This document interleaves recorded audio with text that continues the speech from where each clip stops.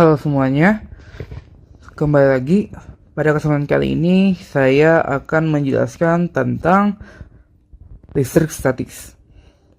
Pertama-tama, listrik statis adalah fenomena listrik yang diam atau statis. Di dalam listrik statis, kita akan membahas beberapa hal. Yang pertama adalah hukum Coulomb.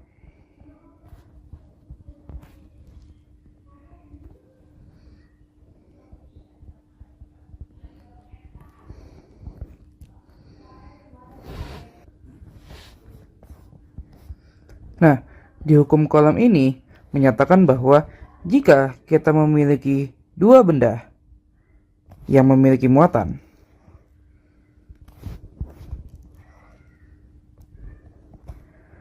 nah, kita anggap saja benda yang pertama adalah benda 1 dan benda yang kedua adalah benda 2. Dan kedua benda tersebut dipisahkan oleh suatu jarak. Maka terdapat interaksi antar kedua benda tersebut atau kedua muatan tersebut. Dan interaksi ini terjadi karena suatu gaya.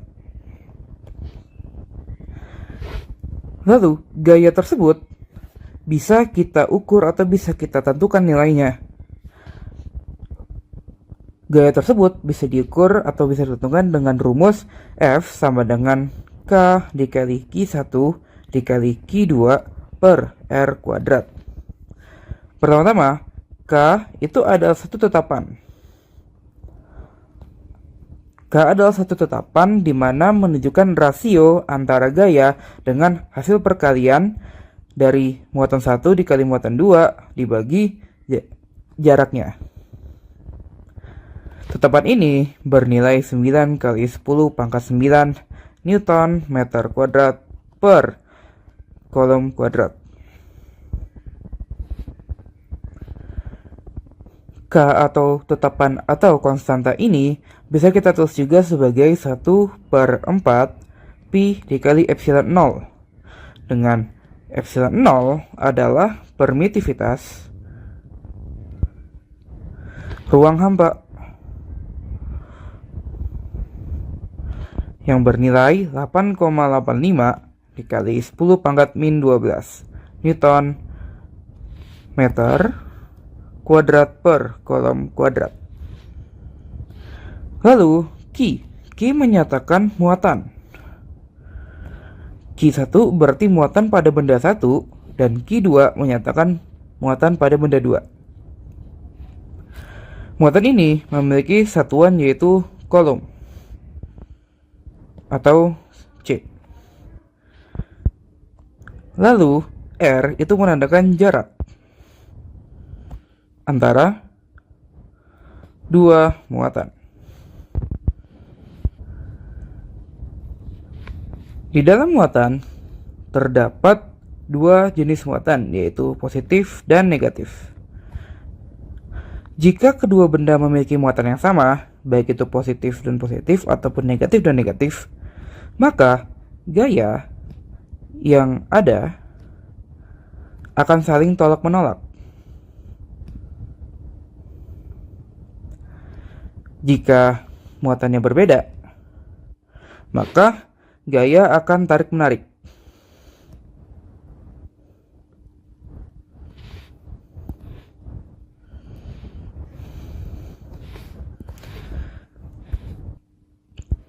Ini adalah hukum Coulomb. Selanjutnya, misalkan kita mempunyai suatu benda yang memiliki muatan. Kita sebut saja muatannya plus. Jika kita memiliki muatan juga, muatan negatif, dan kita memiliki jarak, maka gaya Coulombnya kita misalkan segini. Tapi kalau misalnya kita dekatkan, gaya Coulombnya akan semakin besar, bukan? Misalkan kita gerak-gerakan benda tersebut, gerak-gerakan di sekitar benda pertama, maka seakan-akan benda pertama, yaitu muatan plus, akan memiliki satu medan.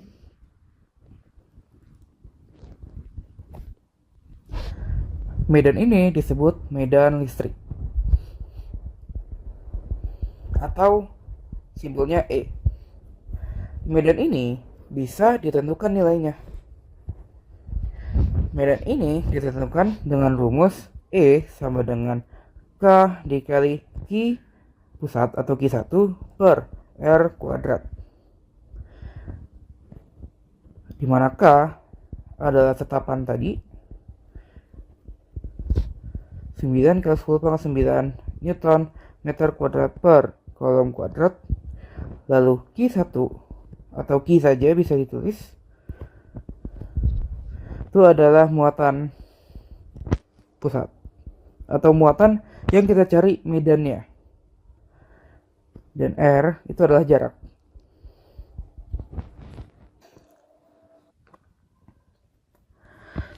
Terdapat hubungan yang menarik antara gaya dengan medan. Gaya sama dengan medan dikali muatan uji. Karena bisa kita lihat gaya adalah K dikali Q1 dikali Q2 per R kuadrat. Sementara medan adalah K dikali Q1 per R kuadrat. Hal ini sama dengan hal ini. Sehingga kita mendapatkan ini. Rumus F sama dengan E dikali Q. Satuan dari medan adalah Newton per kolom. Selanjutnya, kita akan membahas tentang energi potensial. Listrik. Energi potensial listrik adalah satu energi di mana dua benda bermuatan itu akan memiliki satu gaya. Dan gaya tersebut dihasilkan selesainya karena energi. Nah, rumus energi potensial adalah K dikali Q1 dikali Q2 per R. Di mana K adalah tetapan, Q adalah muatan, R adalah jarak, dan EP adalah energi potensial. Satuan dari energi potensial sama seperti satuan energi lainnya, yaitu Joule. Jarak adalah meter, muatan tadi adalah kolom atau C, dan tetapan itu adalah Newton meter kuadrat per kolom kuadrat. Dengan nilainya yaitu 9 kali 10 pangkat 9 Newton meter kuadrat per kolom kuadrat. Selanjutnya, jika benda bermuatan tersebut masukkan energi, tetapi muatan satu disebut muatan uji, di mana muatan uji digunakan untuk memetakan juga, sama seperti medan. Maka kita akan mendapatkan potensial. Potensial itu rumusnya adalah, atau disebut V, adalah K Q per R. Di mana K adalah tetapan, yaitu 9 kali 10 pangkat 9 Newton meter kuadrat per kolom kuadrat. Lalu Q adalah muatan, dan R adalah jarak. Nah, potensial dan energi potensial memiliki hubungan juga sama seperti gaya dengan medan, yaitu energi potensial sama dengan potensial dikali muatan uji atau muatan 2. Nah, selanjutnya adalah misalkan kita mempunyai dua muatan, dan muatan itu semakin lama semakin bergerak.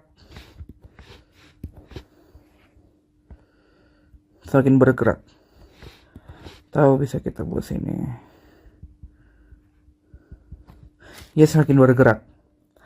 Maka terdapat usaha usaha untuk menggerakkan benda tersebut. Nah, usaha ini adalah selisih dari energi potensial. Misalkan, benda ini disebut benda 1 dan benda 2. Maka, usaha atau W12 adalah EP2 dikurangi EP1. Atau K Q kali Q2 per R1 dikurangi R2 dikurangi K Q1 Q2 per R1. Maksudnya ini apa? Seperti ini. Misalkan kita anggap ini titik 1 di sini atau di muatan ini. Lalu titik 2 ada di sini. Maka untuk memindahkan benda bermuatan ini kan membutuhkan usaha atau energi. Nah, dan ini adalah rumusnya. Atau bisa kita buat Q2 dikali delta V atau delta potensial. Baik. Saya ingat. Nah, satu hal yang menarik adalah gaya dan medan listrik adalah besaran vektor. Berarti gaya dan medan listrik memiliki besar dan arah. Sementara energi potensial dan potensi listrik adalah besaran skalar. Selanjutnya, misalkan kita memiliki 2 atau lebih dari 2 muatan.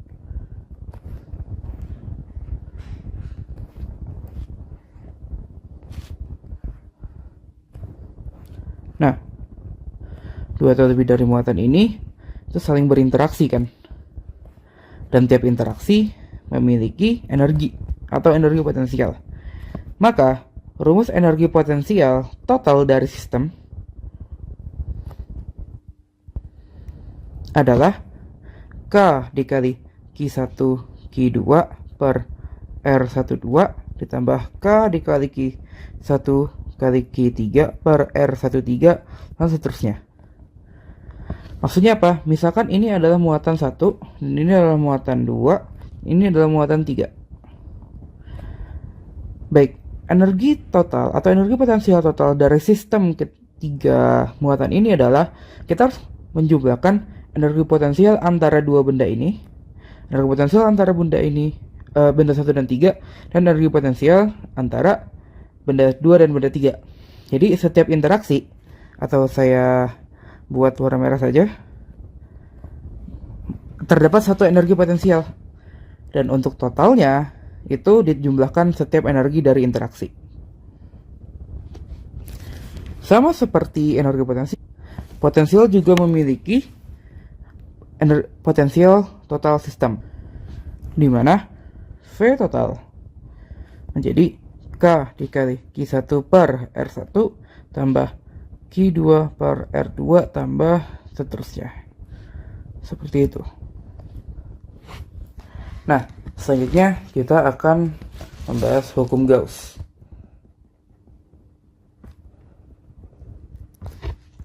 Hukum Gauss itu membahas tentang flux. Apa itu flux? Flux adalah perkalian antara medan listrik dengan suatu luas yang tegak lurus. Maksudnya apa? Misalnya kita mempunyai suatu luas seperti ini, atau seperti inilah. Nah, di mana luasnya menghadap ke arah kanan. Maka flux itu adalah, misalnya kita mempunyai medan listrik, maka medan listrik tersebut menembus luas tersebut. Nah, flux itu adalah hasil perkalian dari medan listrik yang searah ya. Tapi dalam gambar ini searah tetapi seperti tegak lurus, di mana luasnya ini seperti ini. Searah garis normalnya dari luas tersebut dikalikan dengan luasnya. Atau bisa kita tulis flux sama dengan E dikali A dikali cos theta. E adalah medan dan A adalah luas. Nah, cos theta ini adalah sudut yang terbentuk dari garis normal. Misalkan kita punya satu luas seperti ini. Ini tampak sampingnya. Lalu kita punya flux tapi arahnya itu tidak sejajar dengan luasnya. Maka untuk mencari fluxnya, kita harus mencari garis normal dari luas tersebut. Kita cari sudutnya, lalu kita buat jadi cos, sehingga ini tegak lurus, atau ini akan menjadi komponen yang tegak lurus terhadap luas. Baik, flux ini kita buat, ini adalah V ya, flux.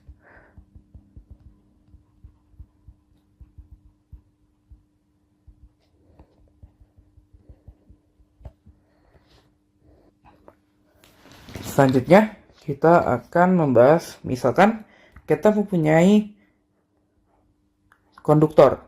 Apa itu konduktor? Konduktor adalah benda yang menghantarkan listrik.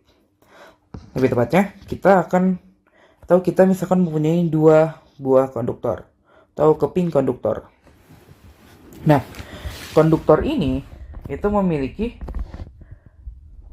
muatan jenis atau disebut sigma.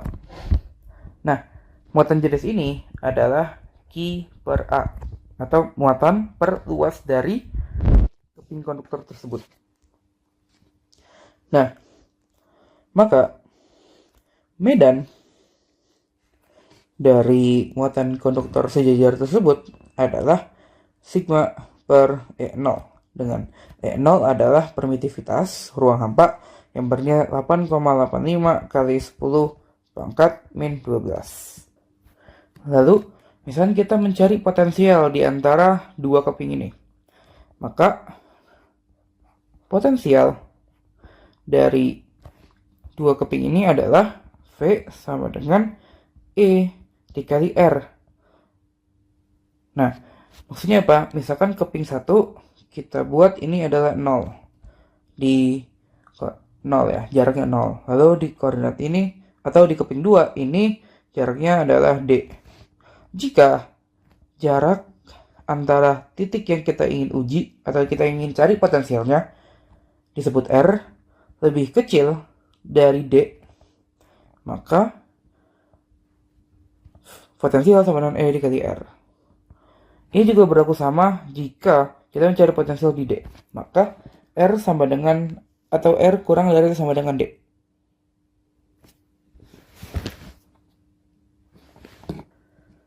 Misalkan di luar keping R lebih besar daripada D, maka potensial sama dengan E dikali D. Seperti itu. Nah, lalu ini kan adalah keping konduktor sejajar yang bermuatan. Bagaimana jika bola bermuatan? Kita punya satu bola di sini. Dan kita ingin cari medan dan potensial. Jika bolanya konduktor dan kita mencari titik yang kurang dari jari-jari bolanya dan kita jari-jari R besar, maka medannya sama dengan 0 dan potensialnya adalah K dikali Q per R kecil atau jarak yang ingin kita cari di sini. Ini R. Maksudnya apa? Di titik ini medannya adalah 0 dan potensialnya adalah hasil perkalian dari konstanta dikali muatan dibagi R atau dibagi jarak. Lalu misalkan kita ingin mencari yang di luar, contohnya adalah di sini, R. Maka E sama dengan K dikali Q per R kuadrat, dan V sama dengan K dikali Q per R. Bisa diingat, jika R berada di kulit, atau R sama dengan R, maka E itu tidak nol, atau medan tidak nol. Tetapi E memiliki suatu nilai. Tapi kalau di dalam, E tersebut akan jadi nol. Nah, selanjutnya kita akan membahas tentang hukum kekekalan energi.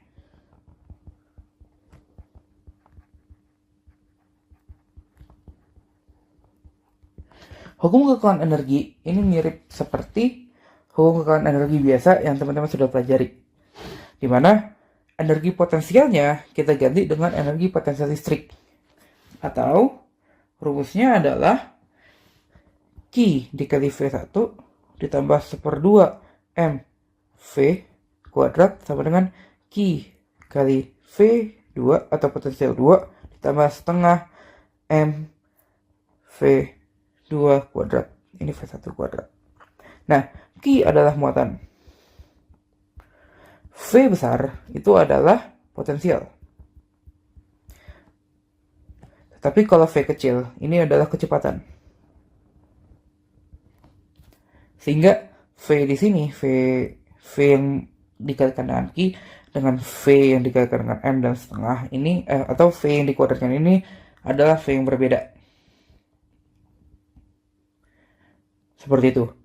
Nah, penjelasannya adalah ini itu adalah energi potensial, yaitu energi potensial listrik. Lalu ini adalah energi kinetiknya. Misalkan benda tersebut itu memiliki muatan dan bergerak gitu, maka kita bisa tahu atau bisa kita pakai hukum kekekalan energi seperti itu. Selanjutnya adalah kapasitor. Kapasitor itu memiliki banyak kegunaan. Atau pertama-tama, kapasitor itu adalah satu keping yang digunakan untuk menyimpan potensial. Contohnya adalah baterai, aki, dan lain-lain. Nah, kegunaannya itu untuk mencari gelombang radio, sistem pengapian, atau sebagai filter, atau menyimpan energi, khususnya untuk menyimpan energi. Nah, kapasitor itu memiliki namanya kapasitansi atau C. Dan C ini adalah ER dikali E0 per D dikali A. Atau ER dikali E0 dikali A per D lah. Nah, pertama kita akan bahas E0 itu seperti tadi permitivitas ruang hampa, yaitu 8,85 kali 10 pangkat min 12. A itu adalah luas, dan D itu adalah jarak antar keping. Nah, terakhir itu adalah epsilon R. Epsilon R itu adalah permitivitas relatif bahan dieelektrik.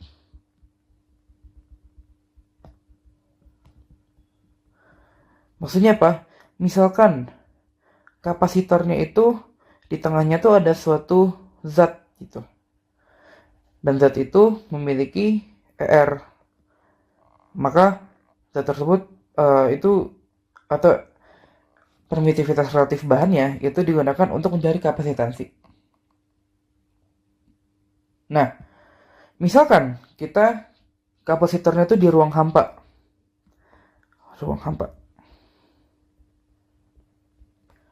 maka C0 atau C di ruang hampa sama dengan E0 dikali A per D.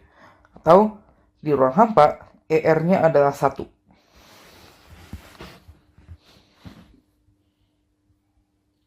Terakhir, misalkan kita memiliki kapasitor bola, di mana terdapat R, atau jari-jari. Atau disebut R besar lah. Maka C sama dengan R per K. Dan ini adalah di ruang hampa, atau disebut C0. Tapi kalau misalkan di dalam bola ini ada isinya, misalkan udara atau plastik ataupun yang lainnya, maka C sama dengan ER dikali jar-jarnya dibagi K.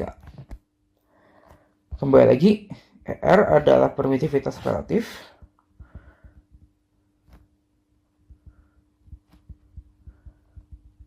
Bahan dielektrik.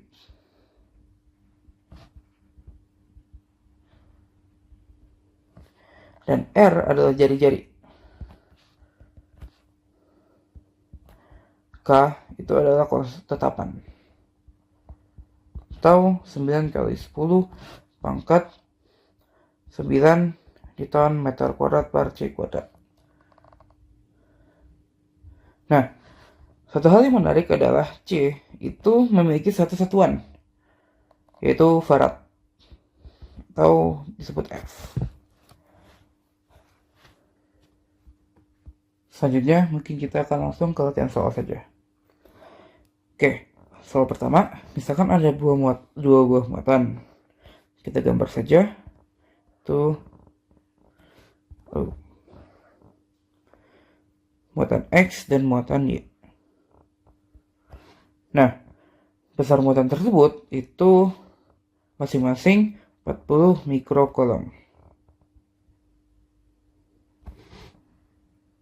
Lalu, kedua terpisah sejauh 40 mm. Dan kedua muatan tersebut berrotan positif. Oke, tentukan besar dan arah garis listrik kedua muatan tersebut. Oke, pertama-tama kita lihat dulu ya. Pertama-tama, kita tahu bahwa ini memiliki muatan yang sama, yaitu positif. Maka, ini berarti tolak menolak. Berarti jika kita gambarkan gayanya menjadi seperti ini.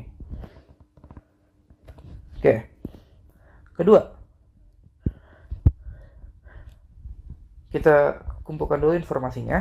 Berarti Q1 sama dengan Q2 atau muatan 1 sama dengan muatan 2, yaitu 40 mikrocoulomb. Atau 40 kali 10 pangkat min 6 coulomb. Oke, selanjutnya R-nya itu adalah 40 mm atau 40 dikali 10 pangkat min 3 meter. Oke, berarti langsung kita tuliskan saja F sama dengan K dikali Q1 dikali Q2 per R kuadrat. Lalu kita masukkan nilainya menjadi 9 kali 10 pangkat 9 dikali 40 kali 10 pangkat min 6 dikali 40 dikali 10 pangkat min 6 per 40 kali 10 pangkat min 3 dikuadratkan. Atau menjadi 9 kali 10 pangkat 9 dikali 40 kali 40 dikali 10 pangkat min 12 dibagi 40 kali 40 kali 10 pangkat min 6. Ini bisa dicoret karena 40 kali 40 dibagi 40 kali 40. Lalu ini juga bisa dicoret menjadi min 6. Maka min 6 ditambah 9 itu berarti 10 pangkat 3. Berarti 9 kali 10 pangkat 3 Newton. Baik. Lalu contoh soal kedua. Nah, misalkan ada 3 buah muatan. Q1 adalah 10 pangkat min 12 coulomb. Q2 adalah 2 kali 10 pangkat min 12 coulomb. Dan Q3 adalah min 10 pangkat 10 min 12 coulomb. Oke, tentukan besar potensial listrik pada titik P. Baik. Pertama, untuk mencari potensial total dari sistem adalah kita harus mencari masing-masing potensial, berarti V1, V2, lalu V3.